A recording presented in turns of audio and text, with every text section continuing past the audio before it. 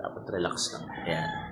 So, good morning. My name is JR of Cafe Dinilo and mag-share lang ako sa inyo on how to generate a business idea.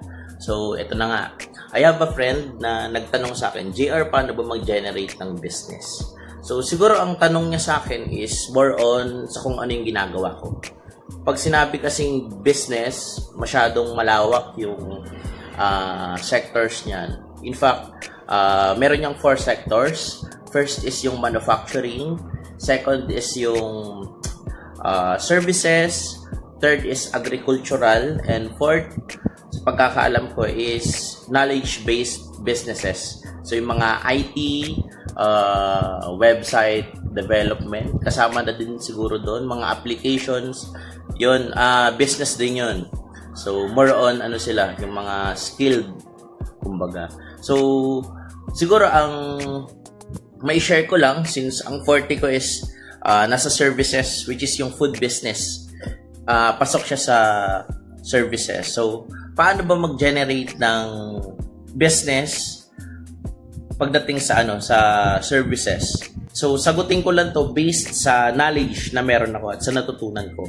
So, first kasi ang kailangan talaga nating i-provide when it comes to business is yung needs. Halimbawa, sa isang lugar walang kainan. May population pero walang kainan. So, number 1, of course, pagkain.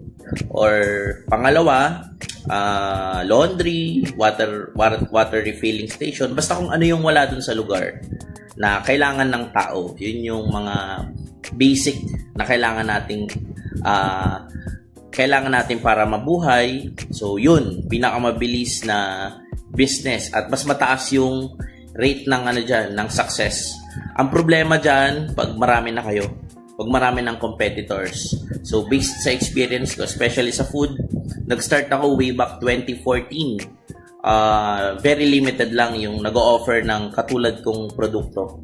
Pero ngayon, 2025, especially nitong dumating na pandemic, sobrang dami ng competition ang lumabas. So, talagang ang taas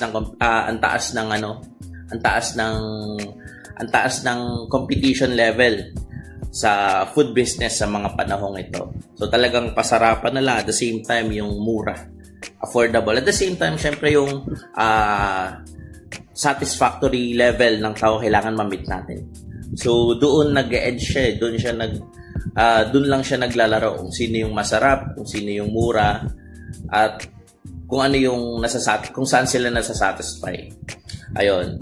So, pangalawa is yung may kodigo dito, problem solving. So, problem solving, halimbawa, yun yung car wash. Alam ba kung ano yung wala dun sa lugar? Car wash, laundry, di ba? Cleaning services, depende sa area. Halimbawa, mga condominiums. Tapos, may mga service sila na kailangan na hindi available dun sa location. Ayun, so, resolve mo lang yung problem na yun, generate ka na ng business. Diba? So, third is opportunity. Well, sa opportunity naman, most likely mga kung hindi naman lahat meron yan. Halimbawa, yung mga mana sa family or yung family business related na negosyo. Halimbawa, may construction company, yung tito mo. And doon sa isang location niya, wala pa siyang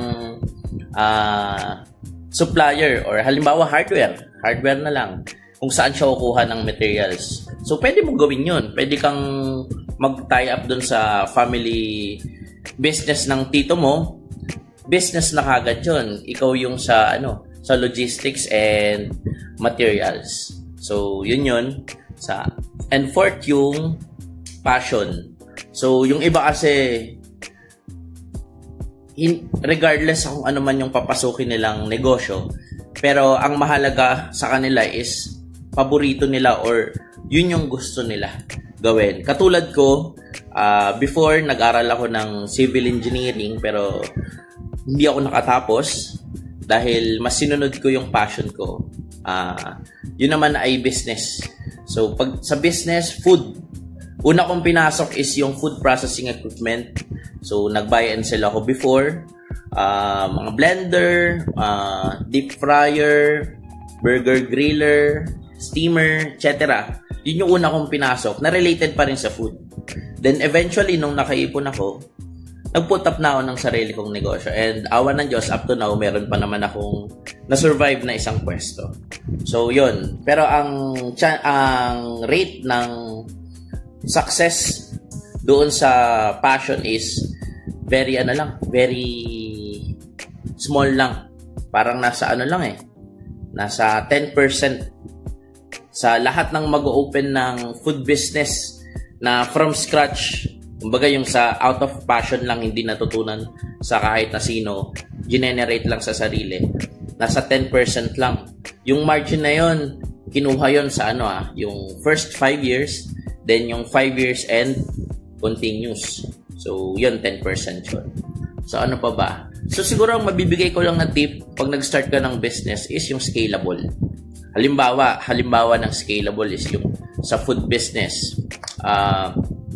Yung katulad ng sa akin, before mag-pandemic, I have clients na kasi na sinusupplyan ko. So, doon, kahit isa lang ako, then meron akong mga service crew sa tindahan, meron akong hinahatak dito sa amin na tutulong sa akin sa packaging, sa delivery, na-scale ko siya.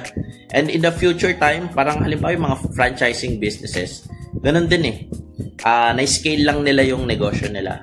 So, yun. Una yun, yung scalable. Pangalawa is, ang pinaka-ideal kasi ngayon, pagka from scratch, start low. Kasi, halimbawa, you have the capability to put up a restaurant, but you have very limited knowledge. Ang nangyayari kasi, yan, magpaganda ng tindahan, gastos muna ng up to 500,000 to end up bago makapagbenta, which is out muna bago yung pasok ng pera. Very risky yun. Kasi ang kalimitan, yung mga first and second businesses, nagsasara talaga. Hindi siya hindi siya salita lang. Ano talaga yun? Yun yung experience ng halos lahat ng nagnenegosyo. Yung first 2 businesses nila, nagsasara. Awan ng Diyos yung akin, isa. Hindi, kasi before buy and sell. So, if you're familiar with OLX, ayos dito, sulit.com, diyan ako nagpa-post before. Ayun, negosyo na yun Pero na-stop, di ba? Pangalawa is yung network marketing business ko before. O nagsara din yun. So, yung food business ko, which is yung pang-second ko, before ako pumasok ng network marketing, yun, awan ng Diyos, meron pa rin ako ngayon. So, balikan ko lang, yung start low. Pwede yan, maghanap ko muna ng produkto na sa tingin mo mabebenta mo. Post mo online. Pag merong bumili, nagustuhan yung product mo, that's the time na mag-stock ka.